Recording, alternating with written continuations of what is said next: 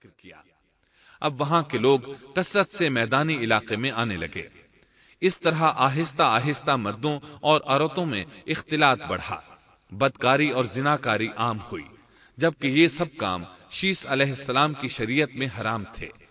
یہ سب بیان کرنے کے بعد ابن عباس رضی اللہ عنہما کہتے ہیں، اللہ تعالیٰ کے قول وَلَا تَبَرَّجْنَ تَبَرُّجَ الْجَاهِلِيَّةِ الْأُولَى کی یہی تفسیر ہے، اور قدیم جاہلیت سے یہی مراد ہے، کیونکہ ان لوگوں نے زمین میں ایک عظیم فساد اور انتشار برپا کر رکھا تھا۔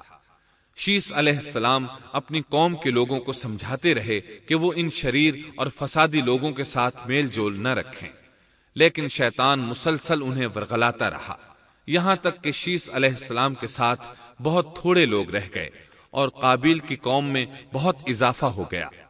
لوگ یوں ہی زندگی بسر کرتے رہے، یہاں تک کہ اللہ تعالیٰ نے ان میں ادریس علیہ السلام کو مبعوث فرمایا۔ چنانچہ اب ہم آپ کو ادریس علیہ السلام کے بارے میں بتاتے ہیں۔ ایک حدیث میں ہے کہ آدم اور شیس علیہ السلام کے بعد ادریس علیہ السلام پہلے نبی ہیں۔ ایک دوسری حدیث میں ہے کہ ادریس علیہ السلام پہلے نبی ہیں جنہوں نے قلم کے ذریعے لکھا اور لوگوں کو کتابت سکھائی۔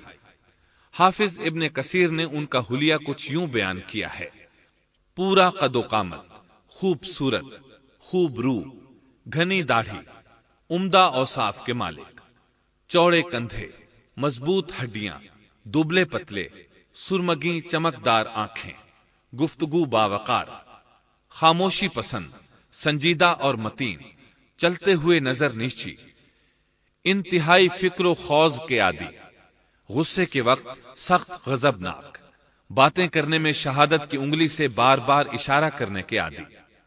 ادریس علیہ السلام شیس علیہ السلام کی شریعت پر عمل پیرا رہے، چونکہ ادریس علیہ السلام رسول بھی تھے، اس لیے اللہ کی طرف سے مستقل ان پر شریعت نازل ہوئی، جس کی تشریح و تفسیر کر کے لوگوں کو احکام الہی سے آگاہ فرماتے۔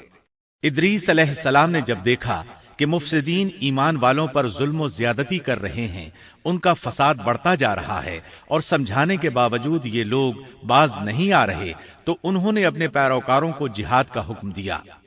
ادریس علیہ السلام پہلے شخص ہیں جنہوں نے اللہ کے راستے میں جہاد کیا، غنیمتیں حاصل کی اور دشمنوں کو قیدی بنایا، لیکن غنیمتیں اور قیدی ان کے لیے حلال نہیں تھے۔ رسول اللہ صلی اللہ علیہ وسلم پہلے رسول ہیں جن کے لیے غنیمتیں حلال کی گئیں، لیکن یہ بات یقینی ہے کہ جہاد سب سے پہلے ادریس علیہ السلام نے کیا۔ انہوں نے جہاد کے لیے سب سے پہلے ایک لشکر تیار کیا، پھر اس لشکر کو دو حصوں میں تقسیم کیا، ایک حصہ پیادوں پر مشتمل تھا، دوسرا سواروں پر۔ چنانچہ بھرپور تیاری کے بعد ادریس علیہ السلام نے قابیل کی قوم پر چڑھائی کر دی، حق و باطل کے درمیان زبردست مارکے ہوئے، آخرکار ادریس علیہ السلام نے انہیں گھٹنے ٹیکنے پر مجبور کر دیا، ان کا بہت سا مال و اسباب لوٹ لیا اور لوگوں کو قیدی بنا لیا۔ اللہ تعالیٰ نے ان تمام باتوں کا ذکر نہیں فرمایا، بلکہ اللہ نے ان کی سیرت کے بارے میں اپنی کتاب قرآن مجید میں اشارتاً ذکر فرمایا ہے۔ مثلا سورہ مریم آیات 56 اور 57 میں ارشاد ہوتا ہے، وَاذْكُرْ فِي الْكِتَابِ إِدْرِيسَ إِنَّهُ كَانَ صِدِّيقًا نَبِيًّا وَرَفَعْنَاهُ مَكَانًا عَلِيًّا۔ اور اس کتاب میں ادریس کا بھی ذکر کر، وہ بھی نیک کردار نبی تھے، ہم نے انہیں بلند مقام پر اٹھایا۔ ان کے بلند مرتبے کے بارے میں بخاری اور مسلم میں حدیث موجود ہے کہ نبی کریم صلی اللہ علیہ وسلم نے فرمایا، میں نے معراج کی رات چوتھے آسمان پر ادریس علیہ السلام سے ملاقات کی، وہ چوتھے آسمان پر بلند مقام پر فائز تھے۔ ابن جریر نے ایک روایت بیان کی ہے، وہ روایت اس بات کی وضاحت کرتی ہے کہ اللہ تعالیٰ کے ارشاد وَرَفَعْنَاهُ مَكَانًا عَلِيًّا سے کیا مراد ہے، اس کا کیا مفہوم ہے۔ ابن جریر کے علاوہ دیگر بڑے بڑے مفسرین اور مورخین نے بھی اس روایت کو ذکر کیا ہے، لیکن اس کی کوئی صحیح سند نہیں مل سکی۔ وہ روایت یہ ہے، ابن ابی حاتم وغیرہ نے اس روایت کو ہلال بن یسار سے بیان کیا ہے۔ وہ کہتے ہیں میری موجودگی میں ابن عباس رضی اللہ عنہما نے کعب رحمت اللہ علیہ سے پوچھا، کعب، ادریس علیہ السلام کے متعلق اللہ تعالیٰ کے اس قول وَرَفَعْنَاهُ مَكَانًا عَلِيًّا ہم نے انہیں بلند مقام پر اٹھا لیا کا کیا مطلب ہے؟ تو کعب رحمت اللہ علیہ نے جواب دیا، اللہ تعالیٰ نے ادریس علیہ السلام پر ایک مرتبہ یہ وحی نازل فرمائی، اے ادریس، تمام اہل دنیا جس قدر روزانہ نیک عمل کریں گے ان سب کے برابر میں تجھے ہر دن اجر دوں گا۔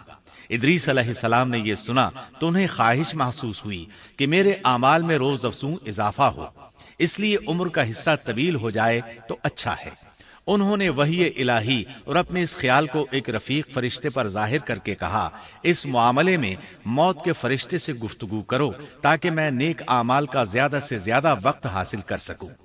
اس فرشتے نے جب یہ سنا تو ادریس علیہ السلام کو اپنے بازوؤں پر بٹھا کر لے اڑا۔ جب یہ چوتھے آسمان سے گزر رہے تھے تو موت کا فرشتہ زمین پر آنے کے لیے اتر رہا تھا، وہیں دونوں کی ملاقات ہو گئی۔ دوست فرشتے نے موت کے فرشتے سے ادریس علیہ السلام کے بارے میں گفتگو کی۔ موت کے فرشتے نے دریافت کیا، ادریس علیہ السلام کہاں ہیں؟ اس نے کہا، میری پشت پر۔ موت کا فرشتہ کہنے لگا، مجھے اللہ کی طرف سے یہ حکم ملا ہے کہ چوتھے آسمان پر ادریس علیہ السلام کی روح قبض کروں، اس لیے میں سخت حیرت میں تھا کہ یہ کیسے ممکن ہے، ادریس علیہ السلام تو زمین پر ہیں۔ چنانچہ موت کا فرشتہ ادریس علیہ السلام کے پاس آیا، ان سے اجازت طلب کی اور ان کی روح قبض کر لی۔ انبیاء کو یہ امتیاز حاصل ہے کہ فرشتہ ان کی اجازت کے بغیر ان کی روح قبض نہیں کر سکتا، اور رسول اللہ صلی اللہ علیہ وسلم کو تو یہ اختیار دیا گیا کہ آپ دنیا میں مزید رہنا پسند کریں تو رہ سکتے ہیں، یا پھر رفیق اعلیٰ کی رفاقت کو پسند کر لیں۔ آپ نے رفیق اعلیٰ کی رفاقت کو پسند فرمایا۔ اس طرح ادریس علیہ السلام کی روح چوتھے آسمان پر قبض کی گئی۔ انہیں بھی عیسیٰ علیہ السلام کی طرح آسمان پر اٹھایا گیا۔ فرق یہ ہے کہ عیسیٰ علیہ السلام کی روح قبض نہیں کی گئی۔ یہ واقعہ نقل کر کے کعب رحمت اللہ علیہ فرماتے ہیں کہ اللہ تعالیٰ کے ارشاد وَرَفَعْنَاهُ مَكَانًا عَلِيًّا کی تفسیر یہی ہے، لیکن درست بات یہ ہے کہ یہ اسرائیلی روایت ہے۔ ادریس علیہ السلام کی وفات ہو گئی تو لوگ فساد میں اور بڑھ گئے، ان میں شر پھیل گیا، تاہم وہ توحید پر قائم رہے۔ بت پرستی کا ان میں کوئی شعور نہیں تھا۔ لوگ آدم علیہ السلام کی وفات کے 1000 سال بعد تک توحید پر قائم رہے۔ ان میں فسق و فجور ضرور تھا لیکن شرک نہیں تھا۔ اللہ تعالیٰ کے اس ارشاد كان الناس أمة واحدة دراصل لوگ ایک ہی امت تھے کا یہی مطلب ہے۔